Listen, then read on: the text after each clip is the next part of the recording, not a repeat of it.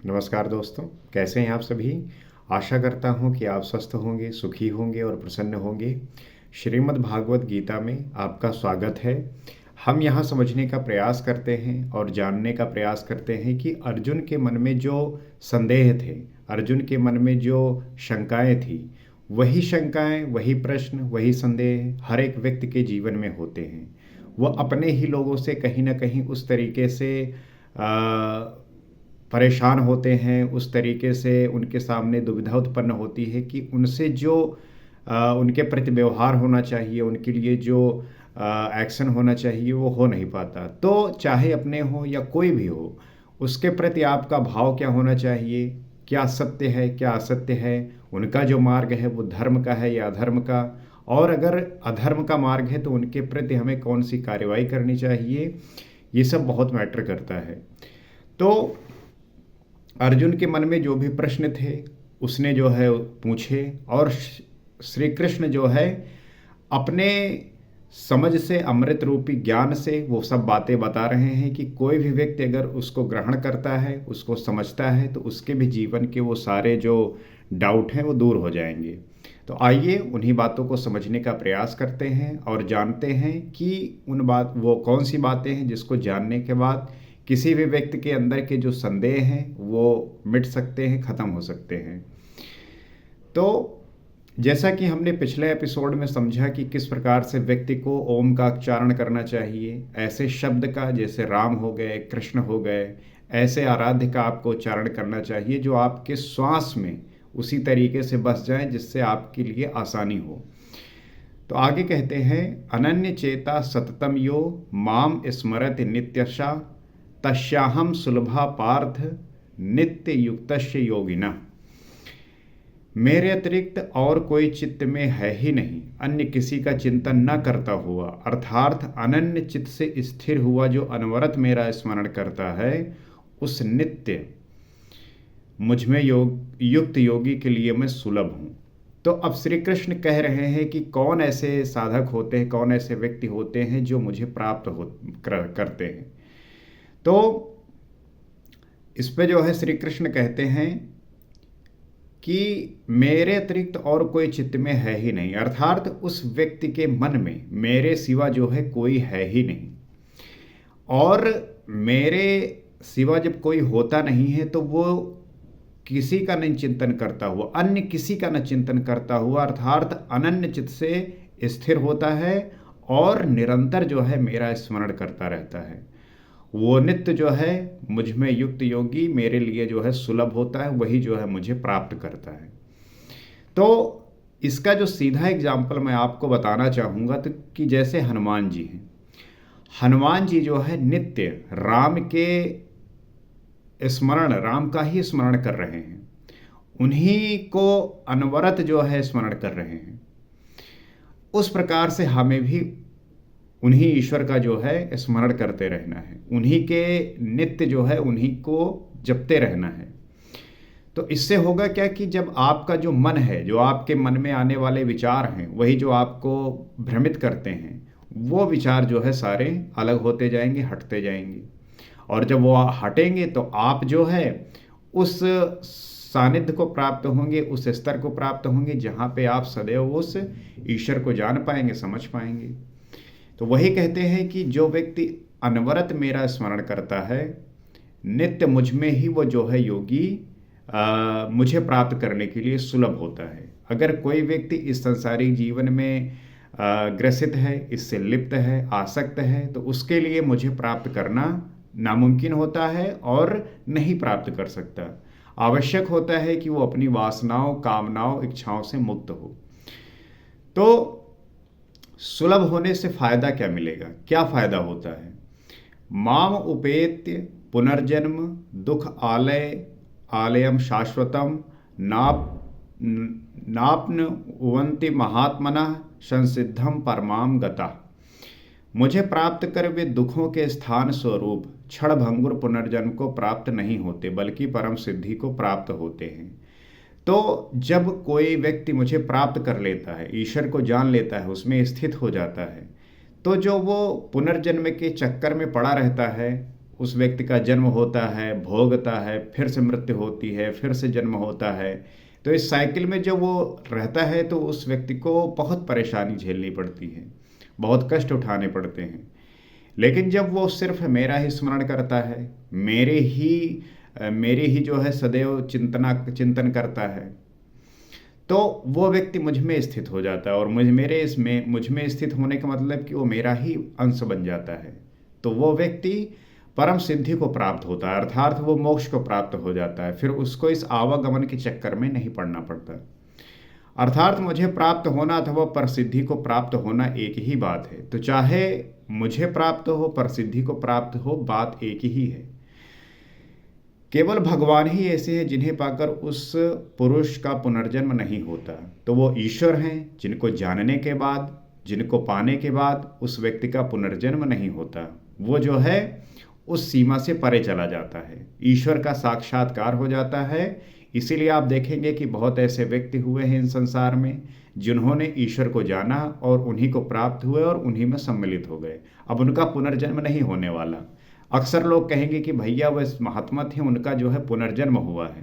तो जो महान आत्मा है, जो ऐसी स्थितियों को प्राप्त हुए हैं, उनका पुनर्जन्म होता ही नहीं है। तो पुनर्जन्म की सीमा कहाँ तक है, प्रश्न ये उठता है। आ ब्रह्मा भुवन आलोका पुनरावर्तिनो अर्जुन माम उपेत्य तु कौन्तेय पुनर्जन्म न विद्यते। तो इस पर श्री कृष्ण कह रहे हैं, हे अर्जुन, ब्रह्मा से लेकर कीट पतंग आदि सभी लोग पुनरावृत्ति हैं, जन्म लेने और मरने तथा पुनः पुनः इसी क्रम में चलने वाले हैं। तो अर्जुन को ये समझा रहे हैं कि ब्रह्मा से लेकर कीट पतंग सभी लोग जो है पुनरावृत्ति करते हैं, जन्म लेने और मरने तथा पुनः पुनः इसी क्रम में जो है चलने वाले हैं। मतलब उनका जन्म होता है, मृत्यु होता है, फिर जन्म होता है और इसी क्रम में जो है वो चलते रहते हैं। किंतु कौन्तेय, मुझे प्राप्त होकर उस पुरुष का पुनर्जन्म नहीं होता। लेकिन जो व्यक्ति मुझे प्राप्त हो जाते हैं उनका जो है पुनर्जन्म नहीं होता। वो जो है तर जाते हैं, वो जो है मोक्ष को प्राप्त हो जाते हैं। अर्थात अब वो जो है ईश्वर में विलीन हो गए हैं। अब उनका ना तो जन्म होगा और ना ही पतन होगा।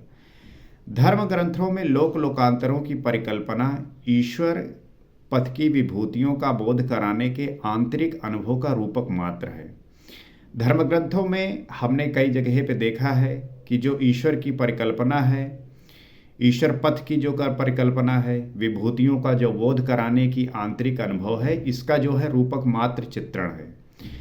तो अंतरिक्ष में ना तो कोई ऐसा गड्ढा है जहाँ कीड़े काटते हों और ना ऐसा महल है जिसे स्वर्ग कहा जाता हो।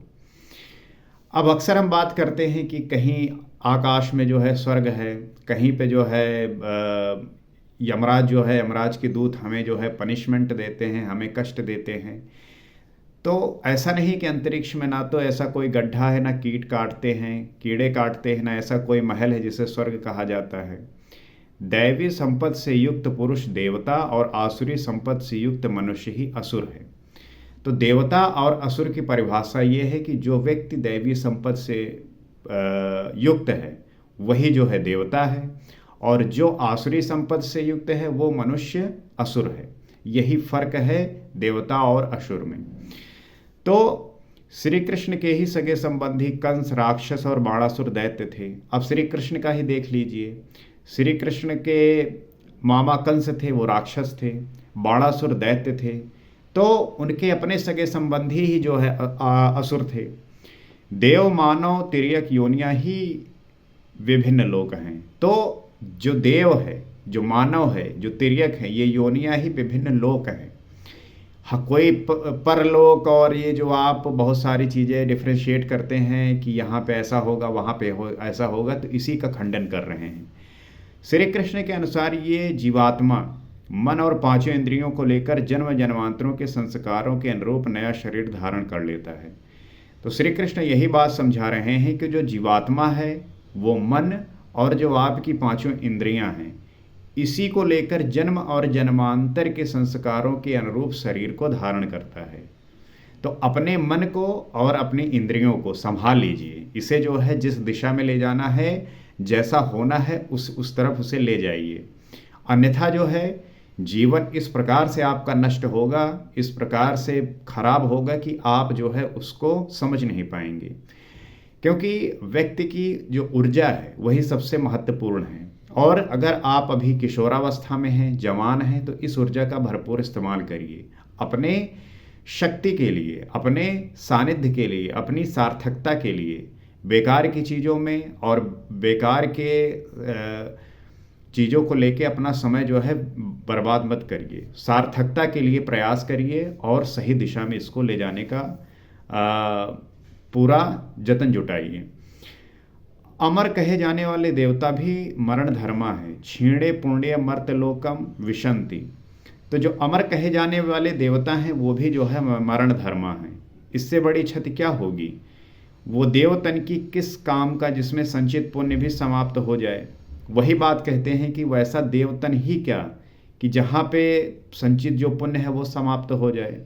देवलोक, पशुलोक, कीट पतंग आदि लोक भोग लोक मात्र हैं।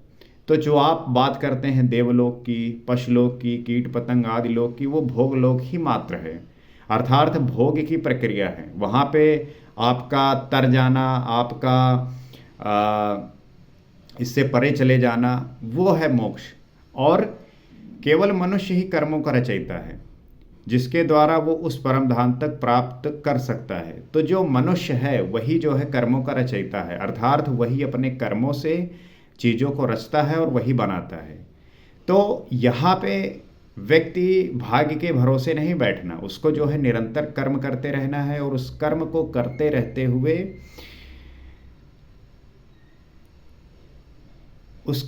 वो कर्म जब करता रहेगा और सही साधना से करता रहेगा तो उसको जो है परम धाम की प्राप्ति होगी। और जहाँ से पुनरावर्तन नहीं होता, जहाँ से फिर आपका पुनर्जन्म नहीं होता, आप जो है ईश्वर को प्राप्त हो गए। यथार्थ कर्म का आचरण करके मनुष्य देवता बन जाए। अगर वो यथार्थ कर्म करता रहे तो जो मनुष्य है वो देवता भी बन जाता है। ऐसे बहुत एग्जाम्पल आपको मिलेंगे। वो यथार्थ कर्म करके जो है कर्म करके वो व्यक्ति देवता बन गए। आप जो है सिद्धार्थ को देखिए, गौतम बुद्ध बन गए। वर्धमान को देखिए, महावीर बन गए। तो ऐसे बहुत सारे संत हुए हैं जो भगवान बन गए। उनको लोग पूज रहे हैं, पूज्य थे। तो ब्रह्मा की स्थिति प्राप्त कर लें तो आप इस स्थिति को प्राप्त हो सकते हैं। आप खुद भगवान बन सकते हैं। आप खुद भगवान हैं। आपके अंदर खुद इतनी शक्ति है कि आप जो है कुछ भी बन सकते हैं। किंतु वो पुनर्जन्म से तब तक नहीं बच सकता जब तक कि मन के निरोध और विलय के साथ परमात्मा का साक्षात करके उसी परम भाव में स्थित ना हो जाए। तो पुनर्जन्म से तो वो तब तक नहीं बच सकता जब तक वो मन का जो है निरोध न कर ले और विलय के साथ परमात्मा का साक्षात्कार हो जाए और उसी परम भाव में वो स्थिर ना हो जाए। तो आपको अपने मन का निरोध करना है। आप अपने मन पे ही जो है सब कुछ काम करते हैं। आपका मन जो बैठे हुए, आपका मन हुआ कि बहुत दिन होएगा समोसा नहीं खावा, बहुत दिन होएगा जो उन्हें छोला भटूरा नहीं खाए, बहुत दिन होएगा मिठाई नहीं खाए। तो आपका मन जो है, मैं ये नहीं कहता कि आप मत खाइए, लेकिन हर एक चीज़ का जो है एक संतुलन होना चाहिए। अगर आपने एक्सेस किया किसी भी चीज़ का तो वो फिर कहीं ना कहीं गड़बड़ हो जाता है। और आप अक्सर जो है यही करते हैं कि गलती पे गलती करते चले जाते हैं और फिर एक स्थिति आती है कि आपका रिवर्स होना बड़ा मुश्किल हो जाता है। जैसे आप पौधा लगाइए और पहले दिन पौधा लगाइए, उसको जो है 2-3 दिन पानी दीजिए, 1 हफ्ते दीजिए। शुरुआत में तो आप उसको अपने हाथ से उखाड़ के फेंक देंगे, लेकिन अगर आप उसको निरंतर पानी देते रहे, खाद देते रहे, तो वो फिर एक दिन इतना बड़ा हो जाएगा कि आप जो है फिर कितना भी प्रयास करिए वो उखड़ेगा नहीं। तो ये आपके ही कर्मों का परिणाम होता है। आप जैसा रचते हैं उसी प्रकार रचित होता है। तो उपनिषदों भी इसका सत्य उद्घाटन करती हैं। तो हर एक विषय वस्तु जिस चीज़ को लेके आप इस संसार में जीवित हैं उस पर एक आप विचार प्रकट करिए। उसके लिए आप जो है सोचिए उसके बारे में कि जो आप कर रहे हैं वो आपके लिए कितना उपयोगी है, संसार के लिए कितना है, प्रकृति के लिए आप क्या कर रहे हैं, मेरे लिए और दूसरे लोगों के लिए क्या वो सहायक है। तो ये चीज़ें आपको जो है उससे अवगत कराएँगी, उससे जो है आपको ये समझाएँगी कि हाँ, ये किस प्रकार से चीज़ें घटित होती हैं। तो इस प्रकार के होश से, इस प्रकार के साधन से इस बात को आप जान पाएँगे, समझ पाएँगे और यही मैं आपसे उम्मीद करता हूँ कि आप साधारण ये जो आपका जीवन है, जो आपका ये शरीर है, जो आप ये खुद हैं, ये खुद परमात्मा बनने के योग्य है। इसको जो है उसके योग्य बनाइए। बेवजह की चीज़ों में मत जाइए, बेवजह की चीज़ों में मत पड़िए।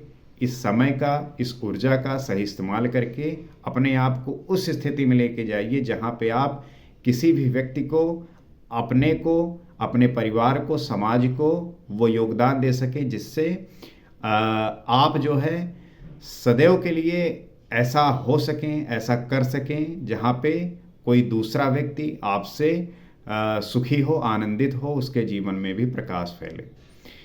तो उम्मीद यही है, उद्देश्य यही है कि इस बात से आप समझ पा रहे होंगे, जान पा रहे होंगे और अगर आपको ऐसा लग रहा है कि ये चीज़ें आपके लिए उपयोगी हैं, आपके लिए वैल्यूएबल हैं, तो आप इस चैनल से जुड़ सकते हैं, इसको फॉलो कर सकते हैं, सब्सक्राइब कर सकते हैं, ताकि नित्य हम जब इसी प्रकार से इस बात का अध्ययन करेंगे, तो हम चीज़ों को समझेंगे और समझते हुए अपने जीवन को उत्कृष्ट अवस्था पर लेके जाएंगे।